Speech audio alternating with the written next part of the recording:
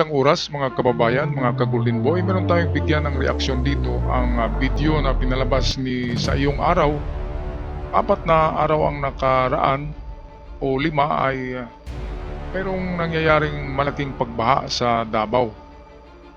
At ang hinaing ng mga mamamayan doon ay nasaan na ang kanilang VP Sara, nasaan na si Pulong Duterte. Pinabayaan sila. Kaya nga sabi sa titulo ng video ni sa iyong araw ay sabi niya ay umiskapo si VP Sara.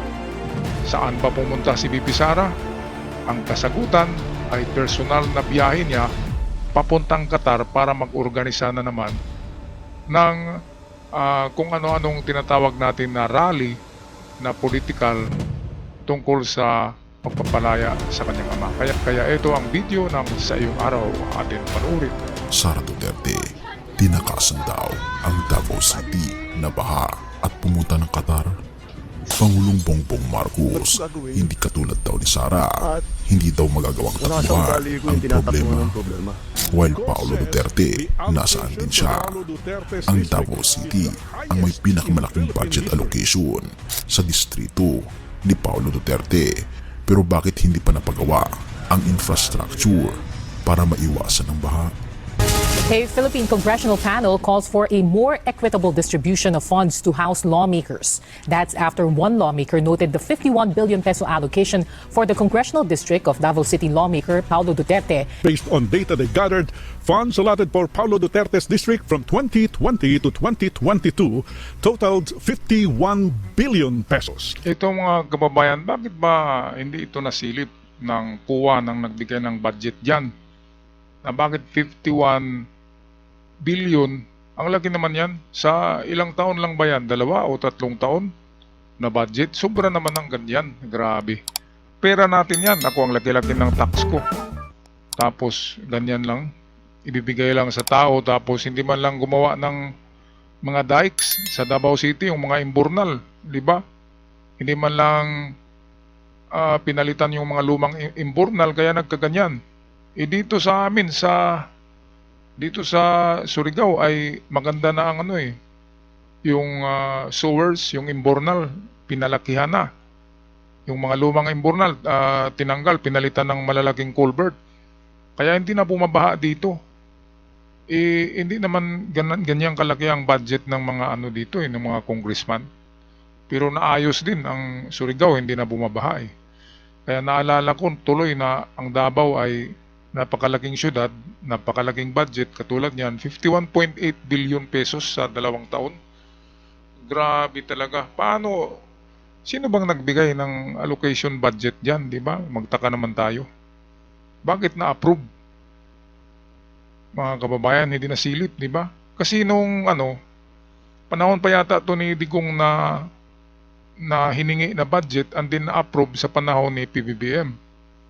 Kaya hindi siya nasilip. Kasi approve na siya sa panahon yata ng tatay niya kay Digong, na-approve na yan, pero na-release ang budget ay 2022, panahon ni PBBM, di ba mga kababayan? Kaya klarong-klaro na hindi naman tarantado si PBBM na magbigay ng ganyang kalaki na budget, tapos wala man lang ginawa kahit isang tulay, di ba? Saan napunta ang pera? Yan kaya nga nagbigay ako ng reaksyon dito kasi sobra na pandarambong to. Sobra na. Okay lang kung merong ganyan na budget pero hindi bumaha ang Davao, di ba? Okay lang na ganyan na budget kung pinalitan yung mga lumang culvert, mga lumang sewers, yung mga imburnal, yung mga kanal nilinis. Okay lang yan at gumawa ng mga overpass para kung sakaling bumaha ay merong matatawiran ng mga tao, wala . Saan napunta ang 51.8? Yun ba yung sa club, di ba? Yung binibigay sa mga babae. Kasama yata yan sa budget . Kasi halos gabi-gabi daw . Sabi ng bugaw, gabi-gabi pumupunta sa bar at kumukuha ng chika babes. Kaya ito, mga taga Davao, magising na kayo diyan. Ang budget nyo ay 51 billion pesos sa 2 taon. Pero wala yata wala yatang nirepair diyan ng mga sewers at imburnal. Mga lumang imburnal pa rin yan, kaya ganyan, binabaha na kayo. At walang magandang waste management. Waste management, ibig sabihin gagawa ng mga itong pagtapunan ng mga basura. Di ba? Sa waste management, kailangan meron talagang mga tapunan ng basura na malalaking area. Kasi kung walang tatapunan ng basura, maitapon lang din yan sa malapit sa syudad, at kapag nagbagyo, nagkalat yung mga plastic. Kaya nagkaroon ng clogging sa mga imburnal, mga kanal na maliliit. Kaya ayan, nasilip nyo na tuloy mga taga Davao kung ano ang ginawa ng inyong congressman at mayor dyan, di ba? So patuloy tayo sa video courtesy ng Sa Iyong Araw. These data were confirmed by the DPWH. We confirm na yung pong mga amounts na nabanggit ninyo in 2020, 2021, 2022 ay tama po. At we confirm those budget. COS says the allocation for Paulo Duterte's district is the highest in Philippine history. Grabe. Ba't ko gagawin yun? Heist. At wala sa ugali ko yung tinatakbuhan ng problema. Ayon, tinatakbuhan ni Sara at ni Pulong ang problema sa Davao. At sabi nga dito sa nina Umaga Diaz na highest in the history of the Philippines na mayroong budget na 51.8 billion ang isang congressman. Napakalaki. Bakit nagkaroon siya ng ganong budget? Dahil sa panahon na ina-applyan ang ganyang budget ay panahon pa ni Digong, kaya na-approve yan. Ang grabe talaga magpalusot ang mag-ama, no? At naibigay ang cash niya na i-release ng COA ay sa panahon ni PBBM 2022. Highest in the history of the Philippines na mayroong budget na 51.8 billion ang isang congressman. Napakalaki. Bakit nagkaroon siya ng ganong budget? Dahil sa panahon na ina-applyan ang ganyang budget ay panahon pa ni Digong, kaya na-approve yan. Ang grabe talaga magpalusot ang mag-ama, no? At naibigay ang cash niya na i-release ng COA ay sa panahon ni PBBM 2022. Ganyan yan. Kasi kung sa panahon ni PBBM naghingi ng ganyang budget si Pulong, hindi talaga yan ma-approve. Kasi sobrang laki. Walang man lang nagawa kahit isang tulay, di ba?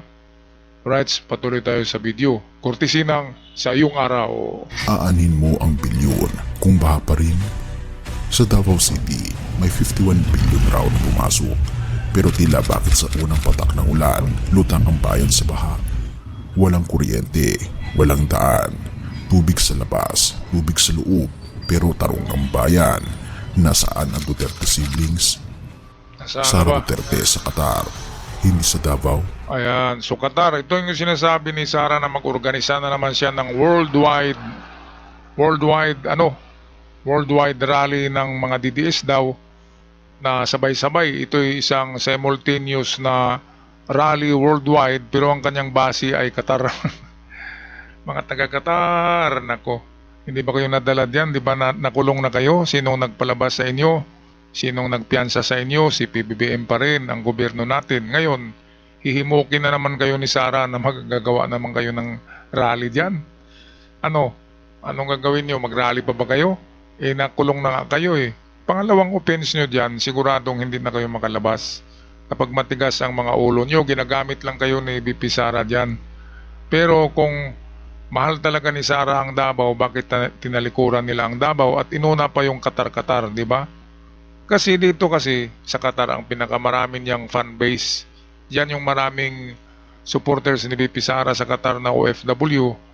At kapag nagrarally daw dyan, ay sabay-sabay na yan. Paano mangyari yan? Muslim countries yan, bawal din ang mga ganyan eh.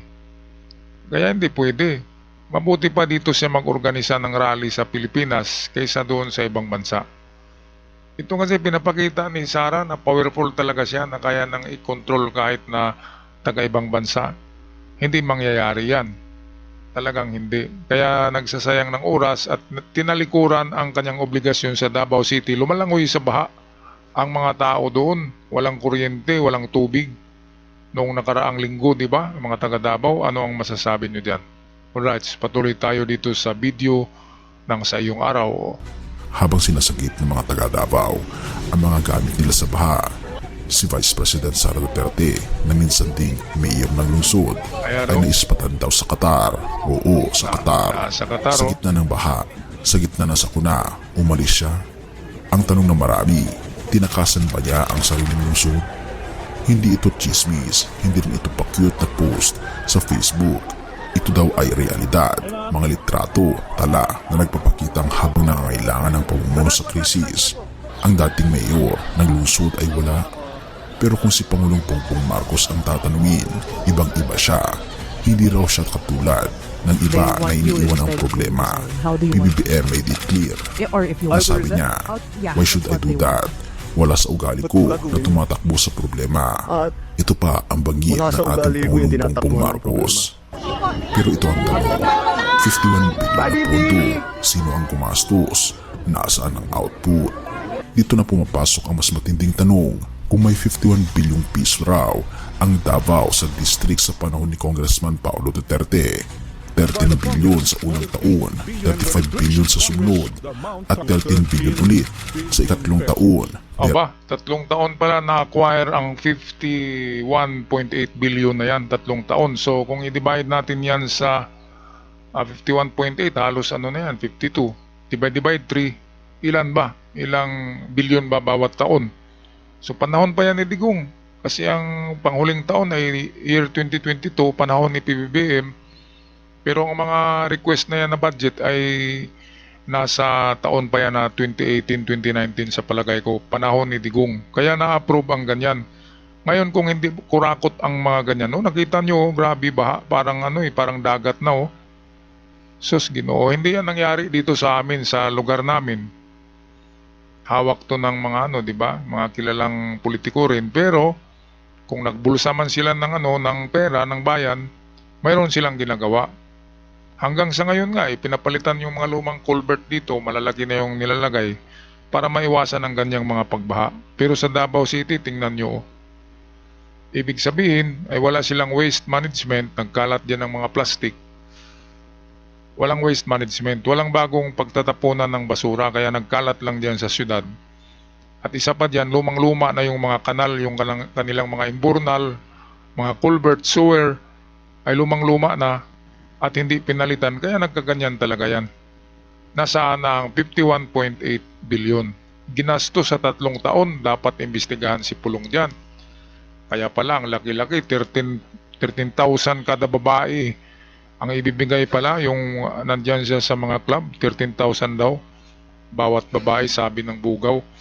Kaya saan galing ang pera na yan? Galing pala dito, 51.8 billion. 3 taon ay bilyonaryo na pala si Pulong. Grabe, kaya pala ganito sila feeling Diyos, feeling mga hari, kasi ganyan pala sila kayaman. At hindi lang yan, sabi ni Trillanes, mayroong pang mga payula yan, galing sa mga inchik noon, sa panahon ng COVID, at kung ano-anong mga grand enterprise ng Davao Boys. Alright, balik tayo sa video, courtesy ng Sa Iyong Araw. 4. Dapat lang na walang baha sa Davao. Dapat may floodways, drainage, elevated roads, pumps. Pero bakit parang mas inuna pa ang papugi kaysa sa plano?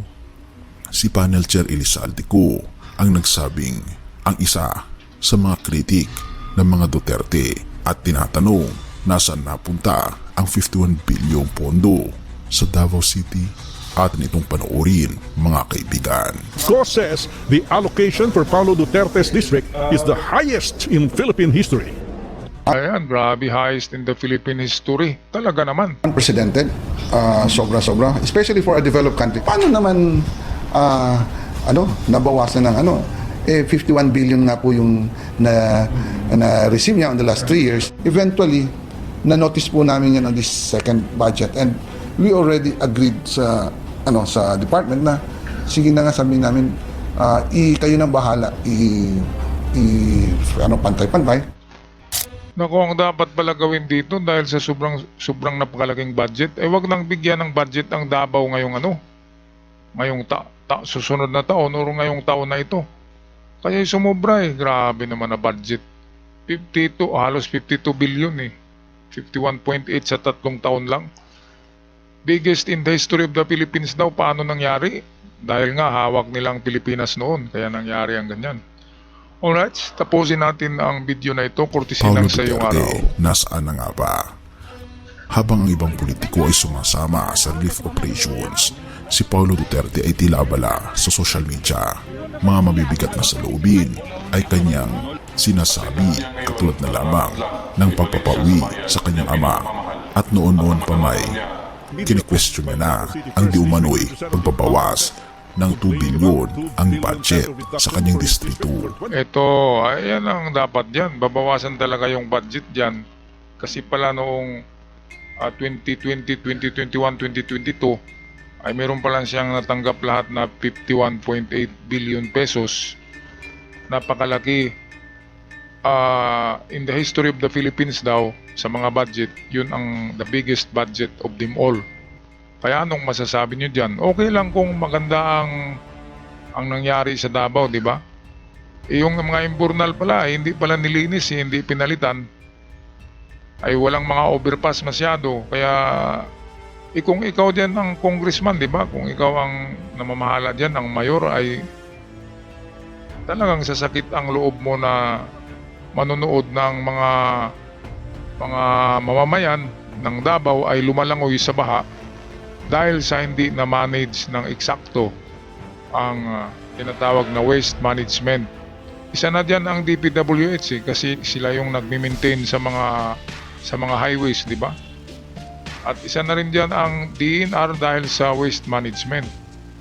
Ngayon, nasaan ang 51.8 billion na dapat gawing proyekto dyan sa pag-unlad ng Davao? Maunlad nga tingnan ang Davao sa ibabaw ng lupa, pero sa ilalim pala ay napakaraming basura, di ba? Nagclog sa mga kanal, sa mga imburnal dahil nga mga lumang culvert pa yan. Hindi pinalitan kasi tinitipid ang budget para mapunta sa malaking bulsa. Nako, 51 billion, paano mo yan maubos sa 3 taon, di ba? Kung hindi ka gagawa ng mga tulay, ng mga highways niyan, ng mga paaralan, hindi maubos ang 51.8 billion sa 3 taon. Napakalaking pera. Pera ng mamamayan, meron ako dyan kasi nagbabayad ako ng tax. Meron kayo dyan, mga kababayan. Pera natin yan, lahat ng Pilipino na nagbabayad ng tax. Tapos ginaganyan lang. Ang kapal talaga, no? Alright, pag-comment na lang sa inyong mga saloobin sa ating comment section down below, mga kababayan, mga ka-Golden Boy.